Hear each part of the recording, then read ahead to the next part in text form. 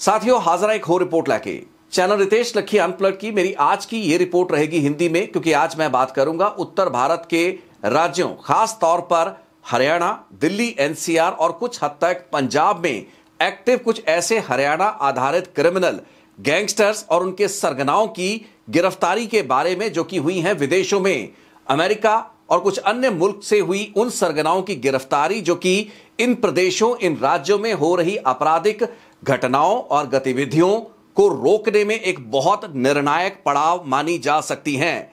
हमने कुछ ही दिन पहले उस खबर पर विस्तार से चर्चा की जिसमें बात की गई लॉरेंस बिश्नोई के छोटे भाई अनमोल बिश्नोई की अमेरिका से हुई डेपोटेशन के बारे में। साथियों, इस डेपोटेशन के बाद कुछ ऐसे गैंगस्टर्स की भविष्य में होने वाली डेपोटेशंस को भी लगभग तय माना जा सकता है, जिन्होंने पिछले कुछ महीनों में इन राज्यों जिनका मैंने जिक्र किया, खास तौर पर राज्य हरियाणा, जो कि इन गैंगस्टर्स का पेरेंट स्टेट भी है, लेकिन इस राज्य में आतंक मचा कर रखा। हमने कुछ महीने पहले आपसे एक रिपोर्ट साझा की थी जिसमें मैंने हरियाणा आधारित उन सरगनाओं का जिक्र किया था जो अमेरिका में बैठकर या जॉर्जिया जैसे मुल्कों में बैठकर हरियाणा में कारोबारियों को, शराब के व्यवसायियों से लेकर बहुत अन्य कारोबारों में इन्वॉल्व ऐसे बिजनेसमैन जिन्हें न सिर्फ पिछले कुछ महीनों में धमकाया गया, उनसे फिरौतियां, रंगदारियां वसूली गई, बल्कि उन्हें मौत के घाट भी उतारा गया। ऐसी बहुत सी घटनाएं हरियाणा में घटी। हरियाणा को गैंगलैंड बनते हुए पिछले कुछ महीनों, एक सवा साल में देखा गया। इनमें से ज्यादातर आपराधिक वारदातें एग्रेसिव और रेकलेस अंदाज में वारदातें करवाने वाला गुट था गैंगस्टर काला राणा और उसके छोटे भाई नोनी राणा, जो कि अमेरिका से बैठकर इन वारदातों को संचालित करता था, उसका ग्रुप। बहुत बड़ी बड़ी वारदातें हरियाणा में हुई। कई महीने पहले खेड़ी लखा सिंह, यमुनानगर के कस्बे में हुआ ट्रिपल मर्डर, मैंने अपनी पिछली रिपोर्ट में भी उसका जिक्र किया था। इससे कुछ ही महीने बाद शाहबाद में एक शराब कारोबारी शांतनु का किया गया कत्ल। आगे पीछे बहुत सी ऐसी अनगिनत वारदातें जो कि रंगदारियों की वसूली के लिए काला राणा ग्रुप के नाम पर की जा रही थी। इन सभी वारदातों को हैंडल करने वाला सरगना हैंडलर था नोनी राणा। अब खबर जो नोनी राणा के बाबत अमेरिका से आ रही है वो ये है कि अमेरिका से इंटरनेशनल बॉर्डर पार कर कनाडा में दाखिल होने की कोशिश करने से पहले ही नोनी राणा को अमेरिकन एजेंसीज द्वारा धर दबोचा गया है।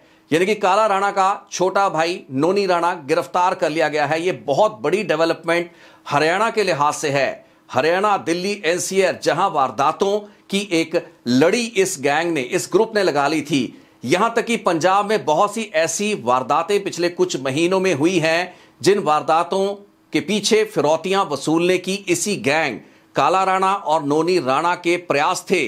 उसका मुख्य सरगना अमेरिका में गिरफ्तार होना एक राहत की खबर है, न सिर्फ हरियाणा के लिए, न सिर्फ दिल्ली एनसीआर के लिए, बल्कि पंजाब के लिए। क्योंकि यहां मैं बताना चाहूंगा कि पंजाब में महज 2 हफ्ते पहले 7 नवंबर को एक घटना मोहाली में हुई जहां क्रिप्टो के इस कारोबारी से काला राणा ग्रुप द्वारा 5 करोड़ रुपए की रंगदारी वसूलने की कोशिश की गई। और जब यह रंगदारी अदा नहीं की गई तो मोहाली के इस कारोबारी के घर के बाहर रात तकरीबन 12:30 बजे शूटर मोटरसाइकिल पर सवार होकर आते हैं, 30 से 40 राउंड फायरिंग कर कर फरार हो जाते हैं। शायद ये केस अब तक क्रैक नहीं हो पाया है। ये एक बड़ी वारदात थी। हरियाणा का गैंगस्टर काला राणा मोहाली, पंजाब के इन इलाकों में पिछले कुछ हफ्तों से नहीं बल्कि पिछले कई महीनों से सक्रिय है। आपको याद होगा मई की वो घटना जब पंजाब के एक म्यूजिक कारोबारी पिंकी धालीवाल, जो कि कुछ विवादों में कुछ अन्य वजहों से रहे थे, उनके घर के बाहर गोलियां चलाई गई थी। ये 14 या 15 मई 2025 की घटना थी। इस घटना में भी पिंकी धालीवाल से रंगदारी वसूलने की कोशिश की गई थी। इसी ग्रुप काला राणा के गैंगस्टर शूटर्स आए और पिंकी धालीवाल के घर के बाहर वो गोलियां चलाकर फरार हो गए। इस मामले में कुछ गिरफ्तारियां मोहाली पुलिस ने की थी। हरियाणा के खेड़ी लखा सिंह वाला जैसी ट्रिपल मर्डर की बड़ी वारदातों को अंजाम दिलाने वाला, शराब के एक बड़े कारोबारी शांतनु का दिन दहाड़े कत्ल कराने वाला और दिल्ली एनसीआर के इलाकों में बहुत सी वारदातों को अंजाम दिलाने वाला ग्रुप काला राणा ग्रुप, उसका मेन हैंडलर नोनी राणा पंजाब में पिछले कई महीनों से पैर पसार रहा था। यहां पर उसके शूटर्स एक्टिव थे, वारदातें लगातार हो रही थी। उसकी अमेरिका में हुई गिरफ्तारी इन सभी प्रदेशों, इन सभी राज्यों की लॉ एनफोर्समेंट एजेंसीज के लिए राहत की एक बड़ी खबर है। साथियों, आपको याद होगा अपनी उसी रिपोर्ट में मैंने हिमांशु भाऊ का जिक्र किया था और एक और गैंगस्टर जिसका नाम था वेंकट गर्ग, जो कि हरियाणा के यमुनानगर नारायणगढ़ इलाके में, हिमाचल में भी इसने कुछ वारदातें कराई, यहां पर काफी सक्रिय था। अब जॉर्जिया में वेंकट गर्ग को वहां की सुरक्षा एजेंसियों की मदद से धर दबोचा गया है। ये एक बड़ी कामयाबी मानी जा सकती है हरियाणा पुलिस के लिए, जहां की स्पेशल टास्क फोर्स, गैंगस्टर्स के खिलाफ कार्रवाई करने वाली स्पेशल टास्क फोर्स ने एक डॉसियर बनाकर पिछले कई महीने से इस गैंगस्टर वेंकट गर्ग और नोनी राणा को अमेरिका या जॉर्जिया जैसे मुल्कों में धर दबोचने के लिए वो सारी कागजी कार्रवाई को बाखूबी अंजाम दिया था, जिसके बाद ही ये गिरफ्तारियां संभव हो पाई हैं। इनफैक्ट हत्याओं की कुछ बड़ी वारदातों को हरियाणा और हिमाचल प्रदेश में वेंकट गर्ग ग्रुप द्वारा पिछले कुछ महीनों में अंजाम दिलवाया गया। इनमें से प्रमुख था बीएसपी नेता हरबिलास रज्जू माजरा का हरियाणा में हुआ कत्ल। कुछ ही महीने पहले मैंने अपनी पिछली रिपोर्ट में भी साझा किया था, ऊना में किया गया एक और मर्डर जो कि वेंकट गर्ग के इशारे पर करवाया गया। इस वारदात की जिम्मेवारी वेंकट गर्ग गुट ने ली थी। अमेरिका में हुई नोनी राणा की गिरफ्तारी और जॉर्जिया में हुई वेंकट गर्ग की गिरफ्तारी के अलावा एक और अनकंफर्म जानकारी रिपोर्ट जो अमेरिका से उभरकर सामने आ रही है, वो है गैंगस्टर भानु राणा के संदर्भ में। गैंगस्टर काला राणा, नोनी राणा, इसी ग्रुप के साथ अलाइंड गैंगस्टर भानु राणा, जिसका जिक्र मैंने अपनी पिछली रिपोर्ट में भी किया था, भानु राणा को भी डिटेन किए जाने की जानकारी अमेरिका से आ रही है। हालांकि एक अनकंफर्म्ड, अनवेरिफाइड रिपोर्ट है। आने वाले दिनों में इस खबर की अगर ये सही रही तो पुष्टि जरूर होगी, आपसे जरूर साझा करेंगे। साथियों, अपने इसी प्लेटफॉर्म से मैंने पिछले कई महीनों में बहुत से ऐसे क्रिमिनल्स जो कि पंजाब या हरियाणा आधारित क्रिमिनल्स हैं, उनके अमेरिका में पकड़े जाने की कुछ प्राथमिक रिपोर्ट जारी की थी। आपको अच्छी तरह याद होगी वो सभी रिपोर्ट जिनमें मैंने गैंगस्टर गुरदेव जैसल की गिरफ्तारी के बारे में आपसे जानकारी साझा की थी।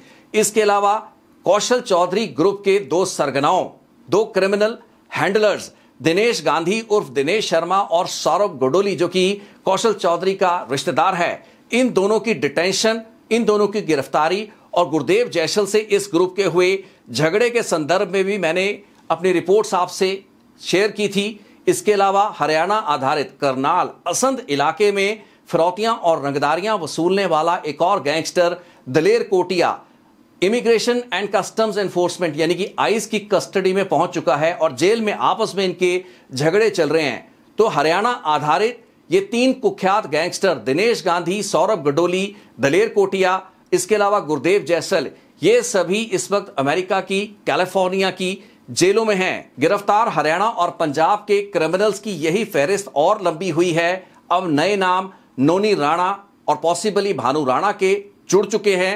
इसके अलावा मैं आपको यह बताना चाहूंगा कि लॉरेंस बिश्नोई गैंग का एक और खतरनाक क्रिमिनल जिसने राजस्थान और पंजाब के मोगा में कुछ बड़ी वारदातों को अंजाम दिया, कारोबारियों पर, कुछ डॉक्टर्स पर, कबड्डी खिलाड़ियों पर गोलियां लॉरेंस बिश्नोई गैंग के इशारे पर चलवाई, जिसका नाम है जग्गा धूरकोट। मोगा में कबड्डी खिलाड़ी के घर पर उस पर गोलियां चलाई गई थी। हालांकि इसमें कोई जानी नुकसान नहीं हुआ और कई साल पहले लॉरेंस बिश्नोई के इशारे पर राजस्थान में कुछ डॉक्टर्स पर गोलियां चलवाई गई थी, उनसे रंगदारियां वसूलने की कोशिश की गई थी। ये सभी अंडरवर्ल्ड के वो नाम हैं, ये वो चेहरे हैं, वो किरदार हैं जिन्होंने उत्तर भारत के राज्यों, कस्बों, शहरों में रंगदारियों, फिरौतियों की वसूली के लिए लोगों को टारगेट किया। डॉक्टरों से लेकर, कारोबारियों से लेकर, शराब के व्यापारियों से लेकर कबड्डी खिलाड़ियों तक की टारगेटेड किलिंग्स हुई, उन पर गोलियां चलाई। इन सभी का अमेरिका की आइस की डिटेंशन में पहुंचना होना न सिर्फ भारत की पुलिस, यहां की लॉ एनफोर्समेंट एजेंसीज, इन राज्यों की पुलिस के लिए एक अच्छी खबर है, बल्कि इन सभी राज्यों के बाशिंदे और व्यापारियों के लिए भी एक बहुत बड़े राहत और सुकून का कारण होना चाहिए। साथियों, इस रिपोर्ट में आपसे इजाजत लेने से पहले मैं ये बताना जरूर चाहूंगा कि नोनी राणा को अमेरिका से कनाडा में दाखिल होने की कोशिश करते समय गिरफ्तार किया गया। अब बहुत से ऐसे क्रिमिनल्स हैं जो कि पिछले कई सालों में अमेरिका में कैलिफोर्निया जैसे राज्यों को, जहां पर कानून काफी लचीले हैं, उनको अपना घर बना चुके हैं। ऐसे क्रिमिनल्स जिनकी पिछले कुछ महीनों में शामत आ चुकी है। राष्ट्रपति डोनाल्ड ट्रंप और आइस द्वारा, होमलैंड सिक्योरिटी द्वारा जो छापेमारी हो रही है, एलियंस को अमेरिका से निकालने की जो कवायद शुरू हुई है, उसके बाद ये सभी क्रिमिनल्स अब अमेरिका से भाग भागकर कनाडा का रुख कर रहे हैं।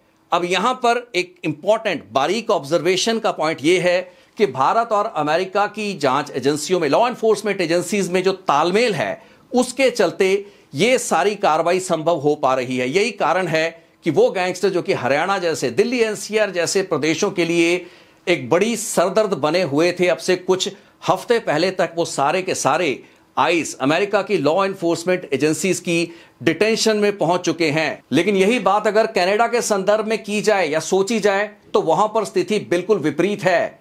यह तथ्य कि अपराधी इस वक्त अमेरिका से भागकर कनाडा में छिपने की कोशिश कर रहे हैं या वहां अपने लिए सेफ हेवन तलाश रहे हैं, ये अपने आप में कनाडा के लॉ एंड ऑर्डर की स्थिति को बयान करने के लिए काफी है। हमने बहुत सी रिपोर्ट्स आपसे साझा की कनाडा के क्या हालात हैं, वहां पर कैसे एक्सटॉर्शन रिलेटेड क्राइम पिछले कुछ सालों में, इसका ग्राफ किस लेवल पर बढ़ा है, लेकिन पिछले कुछ महीनों में जो पलायन अपराधियों का अमेरिका से कनाडा में हो रहा है, ये और भी गंभीर चिंताजनक ट्रेंड है। मैंने लगातार अपनी एक के बाद एक रिपोर्ट में इस चीज पर जोर दिया है कि लॉ एनफोर्समेंट एजेंसीज को, दोनों मुल्कों की पुलिस को, यहां की इंटेलिजेंस सुरक्षा एजेंसीज को तालमेल और कोऑर्डिनेशन में काम करने की आवश्यकता है। उसके बाद ही सकारात्मक नतीजे सामने आ पाएंगे। भारत और अमेरिका में हो रहा है, लेकिन political narrative driven Canadian government और वहां की राजनीति अभी भी एक दिक्कत है, जिस कारण भारत और कनाडा की सुरक्षा एजेंसीज में वो तालमेल नहीं बन पा रहा है जिसकी आवश्यकता है। जो अमेरिका में संभव हो सकता है वो कनाडा में क्यों नहीं हो पा रहा है। अमेरिका को छोड़कर क्रिमिनल भाग रहे हैं, कनाडा में घुस रहे हैं। बहुत से ऐसे क्रिमिनल जो कि अमेरिका से कनाडा पहुंच चुके हैं और अब कनाडा को उन्होंने अपना टर्फ बना लिया है, यानी कि अपना हंटिंग ग्राउंड बना लिया है। यही कारण है कि कनाडा में एक्सटॉर्शन रिलेटेड क्राइम नहीं रुक पा रहा। एक बार दोबारा इस चीज पर ठंडे दिमाग से कैनेडियन गवर्नमेंट को ध्यान देना होगा, अपने नैरेटिव से बाहर निकलकर सुरक्षा एजेंसियों और इस मुद्दे को लॉ एंड ऑर्डर और व्यवस्था का मुद्दा समझकर इसे डील करना होगा, न कि राजनीतिक मुद्दा। अगर यह हो पाया तो कनाडा में भी अमेरिका जैसे हालात बन सकते हैं, अपराधियों का कनाडा में रहना मुश्किल हो सकता है। लेकिन इसके लिए एक इच्छा शक्ति, राजनीतिक इच्छा शक्ति की आवश्यकता रहेगी, जो फिलहाल इस वक्त कैनेडियन अथॉरिटी या सरकार में नजर नहीं आ रही है। बहरहाल इस वक्त भारत सरकार, यहां की law enforcement agencies, Haryana, Delhi, NCR, Punjab, इन राज्यों के लिए एक राहत की खबर है कि नोनी राणा, वेंकट गर्ग, जग्गा धूरकोट, दिनेश गांधी, दलेर कोटलिया, गुरदेव जैसल, सौरभ गडोली जैसे क्रिमिनल इस वक्त हिरासत में हैं अमेरिका में। अब इनकी होने वाली डेपुटेशंस के सामने की चुनौतियां क्या आने वाले दिनों में रहने वाली हैं और कितना लंबा समय ये डेपुटेशंस लेंगी, ये सभी चीजें देखनी बाकी रहेंगी। लेकिन ये बड़े क्रिमिनल्स सरगना पकड़े जा रहे हैं, ये बहुत ही अच्छी खबर है। अपनी इसी अपडेट के साथ मैं अपनी इस रिपोर्ट को कंक्लूड करूंगा। जल्द एक और रिपोर्ट लेकर फिर आपसे मिलते हैं।